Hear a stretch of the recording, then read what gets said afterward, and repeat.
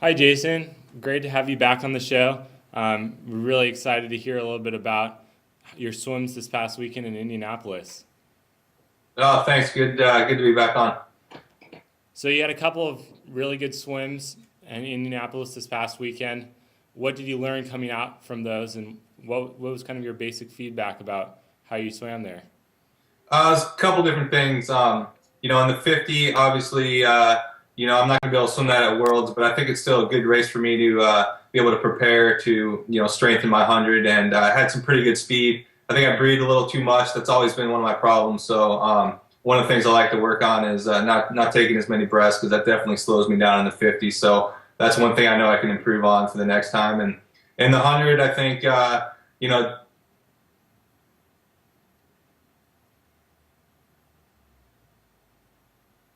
things in training. I haven't, my last 10, 15, 20 meters wasn't as good as I'd hoped was based on some of the things I've done in training. So definitely over the next few months, I'm going to make some adjustments to that and be able to finish that 100 real strong and be able to post a really good time. And hopefully by the time I get to World Championships, I'll be in the battle for the gold medal there.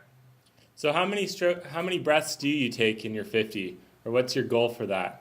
I think I took four, maybe five actually in that 50, and that's just way too many. I think when I do my best swims, I have about two breaths, and so a lot of guys actually go no breath or one breath, but I've usually come to the conclusion that two breaths works pretty good for me. So, definitely got to get that down to about two breaths to be able to swim the best of my capabilities.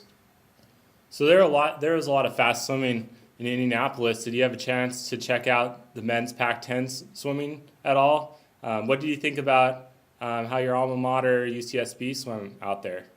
Yeah, that was cool. I was checking that on the internet during the meet, and but for me, it was great to see UCSB get in there and swim against all those great schools in the Pac-10. It's one of those things where they were in a weaker conference for so long, and we're always the top dog, and to be able to get in there and swim against some of those guys like the Cals and the Stanfords and USC and those big time schools that are doing so well, I think it's great motivation for those guys to swim even faster. And as you saw, there was some great swims overall, and UCSB did a great job as well. So right now, if I'm correct, you're ranked number one in the 50 meter in the U.S. right now. Are you making a conscious effort to maintain your body to be the oldest swimmer and still be number one going into that event?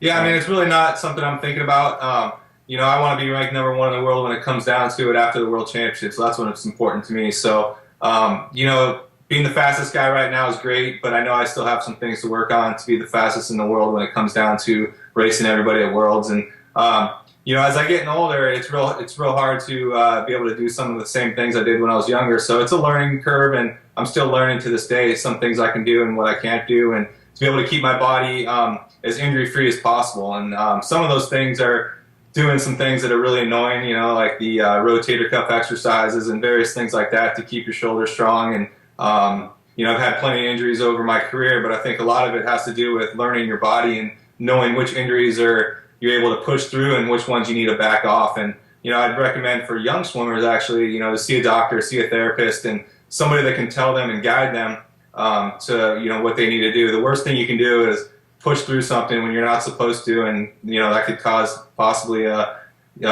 career-ending injury. So be smart about things. And my one thing I actually remember was back in 2002, I broke my foot and I wasn't able to kick for 6 weeks. I had a cast on, but I was able to take that cast off 6 weeks later, come back and win a national championship in both the 50 and the 100 freestyle. So it just pushed me to work even harder on my upper body and get in the gym and do everything I could possibly on my legs. So sometimes you have adversity and you got to fight through those things and figure out other ways to still be successful. So that's what I've been able to do throughout my career. And I'd encourage young kids too to really learn their bodies and take advice from people that know what they're talking about.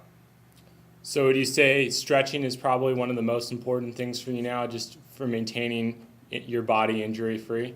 Yeah. I made a huge effort back in, I think it was 96 or 97 when I started stretching a lot more than I ever had in the past. And, my times really dramatically improved. And I think that was a crucial part of it. So I've been stretching ever since. And I spend, up to an hour a day stretching, which sometimes gets a little tedious. But I know it makes me better, and it's one of those things that I continue to do. And when I tell the kids an hour a day, they're blown away, and they're like, "How can you do that? That's so boring." But a lot of times I do it watching TV, so it's watching TV, enjoying something, and getting a good stretch on at the same time. So it's one of those things where at times it can be tedious and annoying, but it's just kind of one of those things I know I need to do to be successful. So, Jason, thanks again for spending a couple minutes with us. What's next on your schedule?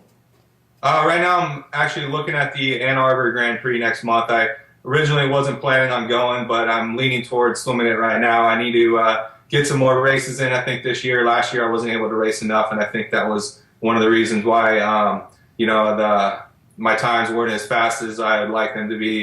So I'm going to hopefully get a couple more races in this spring and summer, and get down to the World Championships, and hopefully get down to a best time from pre-bodysuit era.